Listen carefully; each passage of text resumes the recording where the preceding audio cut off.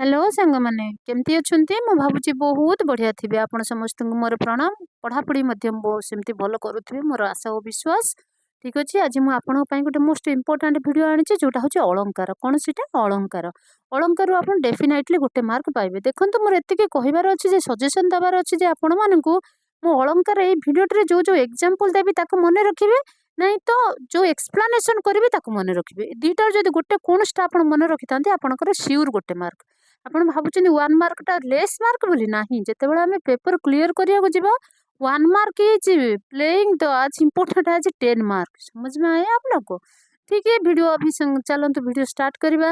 वीडियोटी start करने पूर्व मुझे समस्त को अनुरोध करुच्ची कि मो यूट्यूब चैनल सक्सेस पाथ को सब्सक्राइब करंतु वीडियो को लाइक करंतु आउरी गोटे मोस्ट इम्पोर्टेंट है सांगों सहित शेयर करंतु सांगों सहित शेयर कले आमर किसी क्षति हेनी बट आम लाभ हम एक तो से क्वेश्चन पाइबे जो ब्लेस मन भर जो ब्लेस समस्त सब वीडियो मिले ना तो जब भी आपको लगला यहाँ मोप इम्पोर्टाट मोप भैलेबुल आप सांग को भी शेयर कर दिंतु। Thank you. एवं चलते वीडियो स्टार्ट करवा। वीडियो स्टार्ट कौन करवा आगे अलंकार करवा। देख साहित्य सरस सुंदर और रमणीय करने को जो सौंदर्य वर्धन उपादान आवश्यक हुए ताहाकू अलंकार कहुए। क्वेश्चन आमर फास्ट अलंकार क्या कहुए आसब ये अलंकार को साहित्यर सौंदर्य वर्धन रे ना दि जामी आम अलंकार पिंधती माने अर्णामेंट पिंधले आम सुंदर देखा जाती सेमती साहित्य को ये अलंकार भी दि जाए। कौन हुए सरस सुंदर हुए रमणीय हुए एक वाक्य शोभा वृद्धि करे जदि आम गोटे वाक्य कहवा जो साहित्यर शोभा वृद्धि हुए जहाद्वारा कहते आम अलंकार। पाठक प्राण देख पाठक प्राण को आमोदित करे जिते जड़े पढ़े जदि ता मन टी सेमती मन जदि भाव न आसे ताल से केमती पढ़ो। ठीक है एवं देखिले आमर अलंकार केते प्रकार देख अलंकार क्या कहले देखिले तो एवं देखा अलंकार क्या केते प्रकार अच्छी। अलंकार हूँ शब्द अलंकार आउ अर्थ अलंकार कौन है आमर अलंकार क्या कहुए जी आम काव्य बा वाक्य बा साहित्यर शोभावर्धन करे शोभा वृद्धि करे ताको अलंकार कहुए। अलंकार दुई प्रकार गोटे है शब्द अलंकार गोटे है अर्थ अलंकार। शब्द अलंकार एंड अर्थ अलंकार कौन देख जहाद्वारा कि शब्द सरस सुंदर और श्रुति मधुर हुए से शब्द अलंकार। शब्द जो शब्द गुड़ाक श्रुति मधुर हुए सरस हुए ताकू शब्द अलंकार। जथा शब्द अलंकार किए किए इम्पोर्टाट नोट कर रखु शब्द अलंकार किए किए जाए जमक अनुप्रास आउ श्लेष यही तीन टा आमर जाए शब्द अलंकार रे। आमर क्वेश्चन आसीबो शब्द अलंकार अनुप्रास अलंकार टी की अलंकार है तो से शब्द अलंकार थी अर्थ अलंकार थी आउ एक्स वाई जेड कौन दे मन रखु जमक देखु जमक कौन है देख जमक अनुप्रास आश्लेष ये कौन आमर शब्द अलंकार। आपड़ ए बुझीपारे भल भाव आगे जा आगू जा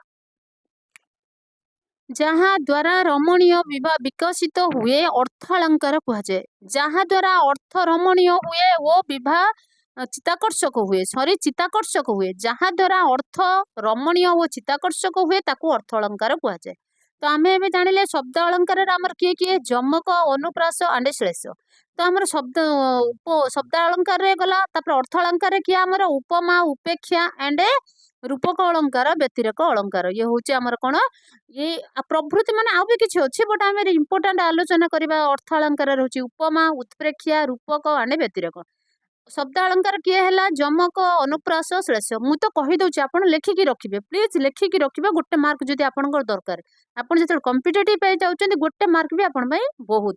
तो ठीक अच्छे एवं आम अनुप्रास अलंकार देखा अनुप्रास आम कौन जाए अर्थ अलंकार जाए तो ता विषय आलोचना करवा। ठीक अच्छे कौन कौच पद मध्य एक बा एकाधिक व्यंजन वर्णर बारंबार उच्चारित मुझे कौन हिंट्स देती मुझे एक्सप्लेनेशन करी मन रखिए अदरवाइज आउ गोटे अच्छे मुझे एग्जांपल देवी ताकू मन मु जो एग्जांपल आज देवी से एग्जांपल आपनकर एग्जाम रे आसीबो मु ग्यारंटी देकरी कहूची आउ थरे भी जते ओटीटी पेपर आसीबो मु सेतेबेले करके देई देबी मु एटा कोठ पढिथिलि भी आपन कहि देबी हला। तो अनुप्रास अलंकार कहले हमर शब्द अलंकार सॉरी हां शब्द अलंकार रे गला अनुप्रास अलंकार काहाकू कहा जाए। तो अनुप्रास अलंकार कहा जाए जो पद बा एकाधिक पदरे पद मध्य एक बा एकाधिक कौन हुए व्यंजन वर्ण बारंबार उच्चारित हुए ताको अनुप्रास अलंकार कहुए।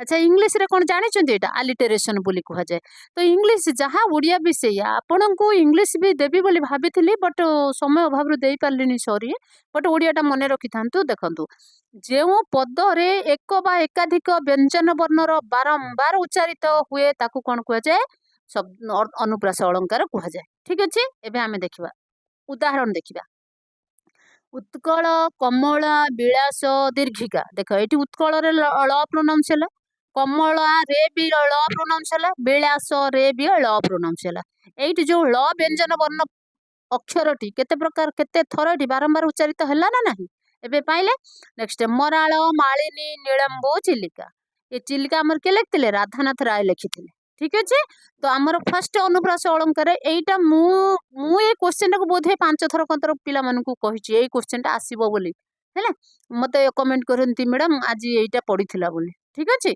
तो उत्कल कमला विलास दीर्घिका मराल मालिनी नीलंबो चिलिका अनुप्रास अलंकार एबे सरला टिके आगु को जिबा देखिबा ओरिडी हबार नाही धीरे सुस्ते पढंतु मने रहि जिवो पढिले सेठी दुईटा व्यंजन अक्षर रो रिपिटेशन हेची प्रोनाउंसिएशन माने उच्चारण बारंबार हेची से होची क आउळ आ ता सेतरे सेतरे कोन म हला सरी गला एबे देखिबा आ गोटे एग्जांपल देखो देखि नब कालिका बोकालिका मालिका आजी कालिका कांतस्मरी देखो भल के आउथ टिके पढ देखि नब बालिका बोकालिका मालिका तो एथरे क आउळर बारंबार प्रोनाउंसिएशन होची ना नाही बारंबार रिपिटेशन प्रोनाउंसिएशन होची तापर देखो आजी कालिका कांतस्मरी रक्षा केमंत करी करिबा मत करी गति की एमंत विचारी ये भी हूँ अनुप्रास या कौन आसी एटा लावण्यवती आसी लावण्यवती किए लिखी लावण्यवती उपेन्द्र भंज लिखी ठीक अच्छे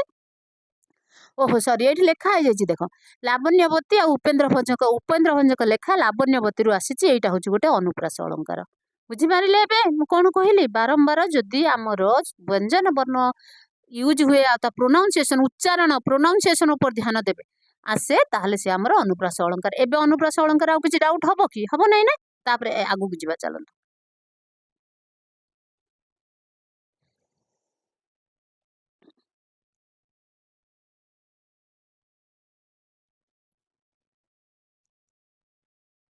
कौन लिखा है देखो मो कूले शाली चरण मो कूले शाली चरण करिबु मा विचरण व्याप देशे विचर कौन लिखा है मो कूले कौन लिखा है भल भाव देख मो कूले शाली चरण करिबु मा विचरण व्याप देशे विचरण अमर कांति ता लिभि बन पादप राजी होई दप दप बहिबे अमर दर्प बहिबे शांति पल्लवे पाटल श्यामल रुचिर रुचि रहिब वीर निर्मल तो यहाँ सॉरी रहिब चिर निर्मल तो यहाँ हूँ आम गंगाधर मेहर लिखिं तपस्विनी आसी बोधे यहाँ लेखक पचार ना हेले भी टे लिखि रखिथे तो ये बारंबार देख पे तापर कौटी अच्छी दरे तापर चरे यही व्यंजन वर्ण गुड़ाक बारंबार ये कौन होमर उच्चारित होती तेणुक यहाँ हूँ आम कौन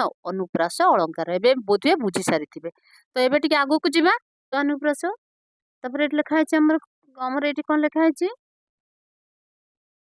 अनुप्रास तापर लिखाई आद्य प्रांत अनुप्रास तापर आद्यानुप्रास है कौन कौन लिखाई आद्यानुप्रास तापर लिखाई आद्य प्रांतीय अनुप्रास तापर लिखाई छेका अनुप्रास तापर लिखाई आमर वृत्त्यानुप्रास अनुप्रास डिफरेंट डिफरेंट पार्ट तो या आप देखा दरकार नहीं तो आम आगू को देखा जमक अलंकार कौन क्या आम जमक अलंकार कहवा देख भिन्न अर्थबोधक एक प्रकार शब्द बारंबार आवृत्ति को जमक अलंकार कह जाए भिन्न अर्थ बोधक शब्द आपड़ जानते मुझे आपको कहवाई जाऊँगी देखु भिन्न अर्थबोधक शब्द केमिति बारंबार हुए देख यहाँ हूँ करी एग्जांपल देले आप बुझीपारे करी माने कौन है करी माने कौन है आपंकर कहतु करी मानेटा कौन है एटा कर मान है कौन हाथ है आ गोटे है करी तो करी कौन हम यहाँ कर आ गोटे हम कर कौन हम कर हम हस्त बुझिपारे देखो गोटे है कर माने हाथ आ गोटे है कर माने करिबा ଆଉ ଗୋଟେ ହେଲା ଦେଖ ଆଉ ଗୋଟେ ହେଲା କର ମାନେ କର ବା କରି ମାନେ ହେଲା କଣ ଆମର ହାତୀ। ଏବେ ବୁଝିପାରିଲେ ମୁଁ କଣ କହିଲି? ଦେଖ ଗୋଟେ ୱାର୍ଡରେ ଆମର ଦୁଇଟା ତିନିଟା ଲେଖା ଅର୍ଥ ଅଛି ନା ନାଇଁ? ତ ସିଏ ସେଇ କଥା ଆପଣଙ୍କୁ ଏଠି କହିବାକୁ ଚାହୁଁଛି ଯେ ଦେଖ ଭିନ୍ନ ଅର୍ଥବୋଧକ ଏକ ପ୍ରକାର ଶବ୍ଦ ବାରମ୍ବାର ଉଚ୍ଚାରିତ ହେଲେ ତାକୁ ଯମକ ଅଳଙ୍କାର କୁହାଯାଏ। ଏଇଟାକୁ ଡେଫିନେସନ ମନେ ରଖିଥିଲେ ଆପଣଙ୍କର ଯଦି ଆକ୍ଚୁଆଲି ଯମକ ଅଳଙ୍କାର ବେଶୀ ଆସେ, ଅନୁପ୍ରାସ ଆସେ, ବାକି କୋଉଠି କେତେବେଳେ ଆସିବ ଜଣା ନାହିଁ। ବାକି ଯାହା ମୁଁ ଆଜି ଭିଡିଓରେ କରୁଛି ସେ ହିଁ ଆସିବ। ଦେଖ କଣ ଲେଖା ହେଇଛି? ଦେଖିଲେ ନଳିନୀ ନଳିନୀରେ ଦେଖିଲେ ନଳିନୀ ନଳିନୀ ନଳିନୀରେ ପୂରିତ ଭ୍ରମନ୍ତି ଭ୍ରମରେ ଭ୍ରମରେ ଭ୍ରମରେ ଏ ଶୋଭିତ। ଦେଖ ଗୋଟିଏ ୱାର୍ଡ କୁ କେତେ ଥର ରିପିଟେସନ ହେଇଛି, ବାସ୍ ଏତିକି ଆପଣ ମନେ ରଖିଥିବେ। ତାର ଅର୍ଥ ଅଲଗା ଥିବ, ସେ ବାରମ୍ବାର ରିପିଟ ହେଇଥିବ, ତାକୁ ଯମକ। ଆଉ କିଛି ଦରକାର ନାହିଁ, ବାସ୍ ଏତେ ଭିତରକୁ ଯିବା ଦରକାର ନାହିଁ। ଗୋଟେ ମାର୍କ ପାଇଁ ଏତିକି ସଫିସିଏଣ୍ଟ। ତ ତାପରେ ଦେଖିବା ବରଜି। ଉପରେ ଦେଖନ୍ତୁ ଲେଖା ହେଇଛି ବରଜି ବରସେ, ତଳେ ବି ଲେଖା ହେଇଛି ବରଜି ବରସେ। ତ ଦିଟା ଏଇ ଯୋଉ ୱାର୍ଡ ଗୁଡାକ ରିପିଟେଡ ହେଲା ନା ନାଇଁ? ତ ଇଏ ହେଲା ଆମର କଣ ଯମକ ଅଳଙ୍କାର। ବାସ୍ ଏଇ ଯୋଉ ଏକ୍ସାମ୍ପଲ ହଉଛି ଇମ୍ପୋର୍ଟାଣ୍ଟ, ଏଇଥିରୁ ହିଁ ଆସେ, ମନେ ରଖିଦେଇଥିବେ। ତାପରେ ଆଉ ଗୋଟେ ଉଦାହରଣ ଦେଖ, ହିମକର ତପନାଶେ ଶୋଭା ସାରସ ଚକ୍ରେ। ହିମକର, ଏଠି ବି ଦେଖ ସେଇ ହିମକର, ଏଠି ବି ଦେଖ ସେଇ ହିମକର। ଏଠି ବି ଦେଖ ତପନାଶେ, ଏଠି ବି ଦେଖ ତପନାଶେ। ଏଠି ବି ଦେଖ ଶୋଭା, ଏଠି ବି ଦେଖ ଶୋଭା। ଏଠି ବି ଦେଖ ସାରସ, ଏଠି ବି ଦେଖ ଶୋଭା। ଦେଖିଲ କେମିତି ରିପିଟ ହଉଛି ବାରମ୍ବାର? ତ ସେଇଟାକୁ ମୁଁ କହିବାକୁ ଚାହୁଁଥିଲି। ଦେଖ ହିମକର ତପନାଶେ ଶୋଭା ସରସ ଚକ୍ରେ ସାରସ ଚକ୍ରେ, ହିମକର ତପନାଶେ ଶୋଭା ସାରସ ଚକ୍ରେ। ଏଇ ଅକ୍ଷର ଦୃଷ୍ଟିରୁ ଦେଖିଲେ ଉଭୟ ପାଦରେ ବା ଉଭୟଥିରେ ବର୍ଣ୍ଣମାନଙ୍କ ସବୁ ଠିକ ବାରମ୍ବାର ରିପିଟ ହେଇଛି, କିନ୍ତୁ ୟାର ମଧ୍ୟରେ ଆର ଭିନ୍ନ ଅର୍ଥ ଥିବାରୁ ୟାର ଅର୍ଥ ଅଲଗା ଆସୁଛି। ତ ତେଣୁକରି ଯେତେବେଳେ ଭିନ୍ନ ଅର୍ଥବୋଧକ ଶବ୍ଦ ବାରମ୍ବାର ହୁଏ ତ ସେ କଣ ହୁଏ? ଆମର ଯମକ ହୁଏ ନା। ଆମେ ଏବେ ପଢିଲେ ନା ସେଟା ଆମର ଯମକ ହୁଏ ବୋଲି। ଠିକ ଅଛି, ଏବେ ଆଗକୁ ଯିବା, ତାକୁ ଦେଖିବାର ଅଛି। ଏବେ ଶ୍ରୀଦାନ ଯୋଗ୍ୟ ଯୋଷାକୁ ବିହର କାନନ କର ଆଲିଙ୍ଗନକୁ। ଦେଖ ବାବୁ ନାକ ଶ୍ରୀଦାନ, ଦେଖ ଏଠି ନାକ ଶ୍ରୀଦାନ କହିଛି, ଏ ଯୋଗ୍ୟ ଯୋଷାକୁ ବିହର କହିଛି, ଏଠି ଦେଖ ବିହର କହିଛି, ତାପରେ ଦେଇଛି କାନନ କହିଛି। ଦେଖ ତ ଇଏ ଯୋଉ ଗୁଡାକ ଆପଣ ଗୋଟେ ଗୋଟେ ୱାର୍ଡ ଦେଖୁଛନ୍ତି ତାର ଡବଲ ଡବଲ ମିନିଂ ଅଛି। ବିହର ମାନେ ବୁଲିବା, ବିହର ମାନେ ଆଲିଙ୍ଗନ, କାନନ ମାନେ ହଉଛି କଣ? କାନ ବା ନାକ। ଆଉ କାନନ ମାନେ ହେଲା କଣ? ଆମର ମାନେ ପାର୍କ ଯୋଉଟାକୁ କୁହନ୍ତି। ତ ହେଲା, ତ ଏଣୁକରି ଏଇ ଗୋଟେ ଗୋଟେ ଶବ୍ଦର ଦୁଇ ଦୁଇଟା ତିନି ତିନିଟା ଆଲିଙ୍ଗନକୁ ଲେଖା ହେଇଛି। ଦେଖ ଆଲିଙ୍ଗନକୁ ମାନେ ହଉଛି ଆଲିଙ୍ଗନ କରିବା, ଆଲିଙ୍ଗନ ମାନେ ହଉଛି ପ୍ରତ୍ୟାଖ୍ୟାନ କରିବା। ମାନେ ଦେଖ ଏଇ ଯୋଉ ଗୋଟେ ଗୋଟେ ୱାର୍ଡ ର ୟାର double double triple triple meaning ଅଛି। ହେଲା, ବାବୁ ନାକ ସିରି ଦାନ ଯୋଗ୍ୟ ଯୋଷାକୁ ବିହର କାନନ ନ କର ଆଲିଙ୍ଗନକୁ। ଦେଖ ଆମେ ପଢିବା ଯଦି ବିହର କାନ ନ କର ଆଲିଙ୍ଗନକୁ ହବ, ଯଦି ପଢିବା ଆମେ କଣ ହବ? ବିହର କାନ ନ କର ଆଲିଙ୍ଗନକୁ। ଡବଲ ଡବଲ ମିନିଂ ଆସୁଛି ନା ନାଇଁ? ତ ତେଣୁକରି ଏଇ ଗୋଟେ ୱାର୍ଡ ଯେତେବେଳେ ଡବଲ ଡବଲ ମିନିଂ ଆସେ ତାକୁ ଆମେ କଣ କୁହନ୍ତି? ଶ୍ଲେଷ ଅଳଙ୍କାର କୁହନ୍ତି। ଏବେ ବୁଝିଲେ? ଦେଖ ଏଠି ନାକ ମାନେ ହେଲା ସ୍ୱର୍ଗ, ସିରି ମାନେ ହେଲା ଐଶ୍ୱର୍ଯ୍ୟ ବା ସମ୍ପଦ। ଏଠି ଦେଖ ଦାନ ମାନେ ହେଲା ଦାନ ଦେବା, ଦାନ ମାନେ ହେଲା ପ୍ରଦାନ କରିବା। ଦେଖ ଏ ସବୁ ଗୋଟେ ଗୋଟେ ୱାର୍ଡ ର କେତେ କେତେ ଅର୍ଥ ଏଠି ସବୁ ଦେଖିପାରୁଥିବ। ଏଠି ସବୁ ଲେଖା ହେଇଛି, ୟାକୁ ଏତେ ଭିତରକୁ ଯିବା ଦରକାର ନାହିଁ, ଆପଣ ଖାଲି ଦେଖିଥାନ୍ତୁ। ଏଠି ଗୋଟେ ଗୋଟେ ୱାର୍ଡ ର ଡବଲ ଡବଲ ମିନିଂ ଏଠି ଆସିଛି। ତ ତେଣୁକରି ୟାକୁ କଣ କୁହନ୍ତି? ଆମର ଶ୍ଲେଷ ଅଳଙ୍କାର କୁହନ୍ତି। ବାସ୍ ଏଇ ଯୋଉ ଏକ୍ସାମ୍ପଲ ଟା ମୁଁ ଦେଲି, ଏଇ ଏକ୍ସାମ୍ପଲ ଟା ମନେ ରଖନ୍ତୁ, ଦ୍ୟାଟ ଇଜ ଏନଫ୍। ତାପରେ ଆଉ ଦେଖିବା,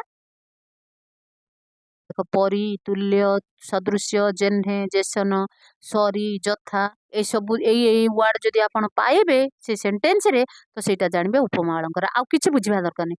କେତେ ଇଜିଲି କେତେ ସର୍ଟ ଫର୍ମ ମୁଁ ଆପଣଙ୍କୁ ଦଉଛି। ଦେଖନ୍ତୁ ଉପମା ଅଳଙ୍କାର ଦେଖିବେ ଯୋଉଠି ଲେଖା ହେଇଥିବ, ସପୋଜ କିଛି ଗୋଟେ ପଦ୍ୟ ଆଗେ ଲେଖା ହେଇଥିବ, ସେ ପଦ୍ୟରେ ପରି ଥିବ, ତୁଲ୍ୟ ଥିବ, ସଦୃଶ୍ୟ ଥିବ, ଜେହ୍ନେ ଥିବ, ଜେସନ ଥିବ, ସରି ଥିବ, ଯଥା ଥିବ। ତ ଇଏ ସବୁ ଥିଲେ ଆମର ଉପମା ଅଳଙ୍କାର। ବାସ୍ ଆଉ ବେଶୀ ଆଲୋଚନା କରିବା ଦରକାର ନାହିଁ। ଏବେ ଆଗେ ବଢିବା ହେଲା।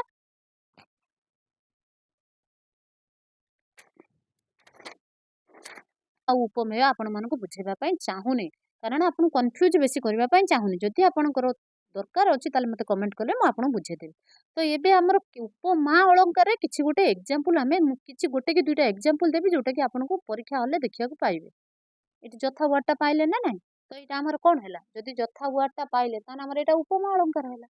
ଆମେ ଜାଣିଛନ୍ତି ଯଦି ଆମର ଯଥା ଜେସନ ତେସନ ସଦୃଶ୍ୟ ପଦ ଥିବ ତାହେଲେ ଉପମା ଅଳଙ୍କାର ଗଲା। ତାପରେ ଆଉ ଗୋଟେ ଦେଖ, ଏଇଟା ଗୋଟେ ଏକ୍ସାମ୍ପଲ ଗଲା। ଆଉ ଗୋଟେ ଏକ୍ସାମ୍ପଲ ଦେଖ, ମିଶି ଯାଏ ଯଥା। ହେଇ ଦେଖ ଯଥା, ମିଶି ଯାଏ ଯଥା ପ୍ରଭାତି ତାରା ରବି କିରଣେ, ମିଶି ଯାଏ ଯଥା ଜୀବାତ୍ମା ପରମାତ୍ମା ଚରଣେ, ମିଶି ଯାଏ ଯଥା ଚପଳା ନୀଳ ଜଳଦ ଅଙ୍ଗେ, ମିଶିଗଲା ତଥା ଅବଳା ସେହି ନୀଳ ତରଙ୍ଗେ। देख ये केते थर आपण जथा देखि पारुचंती तथा लास्ट रे तथा अछि जथा तथा जेमती सेमती हैला जेन्हे जेसन तो ये सब वर्ड गुडा थिले हमर उपमा अलंकार हबो हैला तो आउ आलोचना करबा ए विषय बेसी डीप की जीवा दरकार नै हमर गोटे मार्क पई जेतिकी आमे दरकार सेतिकी अन्य पाठ पढिबार अछि ता ठीक अछि चाल आगु जी प्रकृत वस्तुर उपमेय उपमेय को प्रकृत वस्तु बोले प्रकृत वस्तु रे अप्रकृत वस्तु बा उपमानर संभावना बा तर्कण करागले उत्प्रेक्षा अलंकार हुए ता माने एठी जानले दुईटा हमर कैरेक्टर रहितबो गोटे हला प्रकृत वस्तु आ गोटे हला अप्रकृत वस्तु प्रकृत वस्तु सहित अप्रकृत वस्तु को तुलना बा तर्कणा करा जायथिबो तुलना करा जायथिबो तो तुलना करा जिबा सहित की वर्ड थिबो देखो जे अलंकार रे की वर्ड थिबो की सते की चिन्हा कोन कोन थिबो रे की सते की चिन्हा सते अबा किबा बा बोधे ए वर्ड गुडा को मन रखिबे प्लीज ए वर्ड गुडा को मन रखिबे प्लीज ए वर्ड गुडा को मन रखिबे आपण गोटे मार्क थुआ माने केतिरा वर्ड देखो ହେଲା ତାପରେ ଦେଖ ଶ୍ଵେତାଙ୍ଗ ଚଢେଇ ଗୁହା ସମୁଦ୍ରଗତ ନାରୀ ଭେଦ ନାର ଭେଦି କିବା ଉଠେ ଐରାବତ ଏବେ କିବା ଏଠି କୋଉଠି କିବା ଅଛି ନା ଏ ଦେଖ କିବା ପାଇଲେ ନା ନାଇଁ ଏଟା ହଉଛି ଚିଲିକା ରାଧାନାଥଙ୍କ ଲେଖା ତ ଏଇଟା ହଉଛି ଉତ୍ପ୍ରେକ୍ଷା अलंकार ମନେ ରଖନ୍ତୁ ଆଉ ଥରେ ମୁଁ ରିପିଟ କରିଦଉଛି ଉତ୍ପ୍ରେକ୍ଷା अलंकार ହେଲେ ଆମକୁ ସେ ସେଣ୍ଟେନ୍ସ ରେ ବା ସେ ପଦରେ କି ସତେ କି ସିନା ସତେ ଅବା କିବା ବା ବୋଧେ ଏସବୁ ୱାର୍ଡ କୁ ଦେଖିବାକୁ ପାଇବା आपर मु जोटा उपमा अलंकार देखली जेसन तेसन जेन्हे अबा ये सब देखा मिलवा हमको है तो ये जो उपमा अलंकार वार्ड गुड़ाक मन रखिथे उत्प्रेक्षा भी मन रखिथे आ कि दरकार नहीं जो आप पढ़े से करके आसवे तो ये सरीगला उत्प्रेक्षा आगे जा एबे आम आलोचना करबा रूपक अलंकार कौन आलोचना करबा रूपक अलंकार उपमय मध्य अभेद्य कल्पित उपमान आ उपमय दीटांग भितर कौन थी अभेद्य कथित थी बुझीपार अभेद्य कथित माने कौन मुझे उदाहरण देला बुझेदेवी तो लिखाई कथित हेले उपमयर उपमानर आरोप हेले रूपक अलंकार हुए तो यहाँ कौन है देख उपमान उपमान उपमान उपमय उभय सादृश्य वर्णना करा जाए जेमिति चंद्र परी मुख तो कौन है आमर मुखटा क्या सहित तुलना कराला चंद्र पर्यटन मुख चंद्र सहित तो उपमान और उपमय भितर कथित हेले ना ना तो मुझे कहूँ रूपक अलंकार उपमान उपमय द्वारा अभेद कथन करा जाए जानू देखे मुहटा किपर बोली कहवाक गले आम तो कहीपर ना बिलई परी मुह तो कहीपर ना तो तेणुक जोटा नुहे सेटा को केबे हेई परिबो ना तो उदाहरण देला देख दरिद्रता पंकपुनी देख दरिद्रता को क्या सहित तुलना कराला पंक सहित तुलना करागला कि करागला ना दरिद्रता को लेकिन पद्म सहित तो तुलना करागला नहीं सेमती मुखटा को लेकिन चंद्र सहित तुलना कराए मुखटा को तो नहीं बिलई मुह सहित तुलना कराए ना ताकू कहते अभेद कथन टिके देखिबा एबे कौन लिखा है देख दरिद्रता पंकपुने मोजीवन सर जंजाल जलद जले आबिल उदार ये हूँ तपस्विनी गंगाधर मेहर लेखा देख ये जो कथाटा आमको सी कही देख ये कौन दरिद्रता क्या सहित पंक सहित तुलना करा जंजाल जलद क्या सहित जल जंजाल सहित जलद को माने कौन है दुईटा कंपेयर कराई बुझे देवाई चाहूँगी पंक आरोपण हेतु जीवन जंजाल यथा सर जलदरे जल आरोप करा जहाँ को जहाँ सहित अभेद कथन रही दरिद्रता को पंक तापर जीवन को जंजाल जल को जल दबा सर तेणुक यहाँ कि अलंकार है रूपक अलंकार है कौन है रूपक अलंकार तापर आउ गोटे एग्जांपल देख कविता विनीता कविता पिता कहिला लोक तार उपमाता कहवा लोक तार उपमाता कले ताकू भोग रसिक नेता केते हे अबा रही योग्यता कुमती गाँव रे कहला से तार उपमाता देख ये पढ़ले ता तले आप बुझीपारे वनिता कवि पिता कहवा लोक उपमाता ओ बई मात्रेय भाईर आरोप दि जाए बुझीपारे ना ना मुझे कौन कहूँ ये आउ गोटे उदाहरण देख कलुष पंखे मुहि केड़े नलिन यहाँ हूँ वेरी वेरी इंपोर्टेंट कलुष पंखे मुहि केड़े मलिन केमंते सरी तोर हेबी नलिन भक्त कवि मधुसूदन दास पद्म विषय लिखिं एटारे कलुष पंक मध्य अभेद कल्पना करा ये कलुष आ पंक भितर अभेद कथन करा कौन अच्छी कलुष जहाँ करा अर्थात कलुष और पंक मध्य कौन भेदभाव ना बुझीपारे से कहती चंद्र परी मुह तो ये बुझीपारे कि तो यही जदि भी न बुझी पारिछंती जो अभेद कथनटा ताने एग्जांपल गुड़ाक आप बुझिकी जातु मन रखिकी लेखिकी जातु तापर आपणकर पक्का 1 मार्क आसीଯିବ। ଭେରି ଭେରି ଇମ୍ପୋର୍ଟାଣ୍ଟ 1 ମାର୍କ ଆପଣମାନଙ୍କ ପାଇଁ। ଆପଣ ଟିକେ ଗୋ ଥ୍ରୁ କରିବେ ଭିଡ଼ିଓଟାକୁ, ଥରେ ନହେଲେ 2 ଥର ଦେଖିବେ, ହେଲେ ବୁଝିକି ଯିବେ ଆଉ ଯେଉଁ ଏକ୍ଜାମ୍ପଲ ଗୁଡ଼ାକ ଦେଲି ତାକୁ ମନେ ରଖିକି ଯିବେ। ବାସ୍ ଯେଉଁ ୱାର୍ଡ଼ ଗୁଡ଼ାକ ଦେଲି ଆମର ଉପମା ଅଳଙ୍କାରରେ, ଅନୁପ୍ରାସ ଅଳଙ୍କାରରେ କ'ଣ ହେଇଥିବ, ରିପିଟେସନ୍ ଅଫ୍ ଦ କନସୋନାଣ୍ଟ ହେଇଥିବ, ତାମାନେ ଯେଉଁ ଆମର ବ୍ୟଞ୍ଜନ ବର୍ଣ୍ଣ ବାରମ୍ବାର ହେଇଥିବ, ମାନେ ଆଉ ଆମର କ'ଣ ହେଇଥାଏ କାରକ ଅଳଙ୍କାର ପରେ ବି ଆମର ଉତ୍ପ୍ରେକ୍ଷା ଅଳଙ୍କାରରେ ଯେମିତି ଆମର ଥାଏ କ'ଣ, ଯେମିତି ଆମର କ'ଣ ଥାଏ କି, ସତେ କି, ସିନା, ସତେ, ଅବା, କିବା, ବା, ବୋଧେ, ଏଇ ୱାର୍ଡ଼ ଗୁଡ଼ାକ ବି ମନେ ରଖିକି ଯିବେ। ଏଇ ୱାର୍ଡ଼ ଗୁଡ଼ାକ ଯେଉଁଠି ଥିବ ତାକୁ ଉତ୍ପ୍ରେକ୍ଷା ବୋଲି କୁହାଯାଏ। ଜେସନ, ଜେହ୍ନେ, ଆଉ ଯେଉଁଟା ରହିଲା ଆମର କେଉଁଟା ରୂପକ ଅଳଙ୍କାର, ସେ ୱାର୍ଡ଼ ଗୁଡ଼ାକ ମନେ ରଖିକି ଯିବେ। Thank you for watching this video. ଆପଣମାନଙ୍କୁ ମୁଁ ଅନୁରୋଧ କରୁଛି ଭିଡ଼ିଓଟିକି ଲାଇକ୍ କରିବେ, ସାଙ୍ଗଙ୍କ ସହିତ ସେୟାର କରିବେ ଆଉ ଚ୍ୟାନେଲଟିକି ସବସ୍କ୍ରାଇବ୍ କରିବେ। Thank you.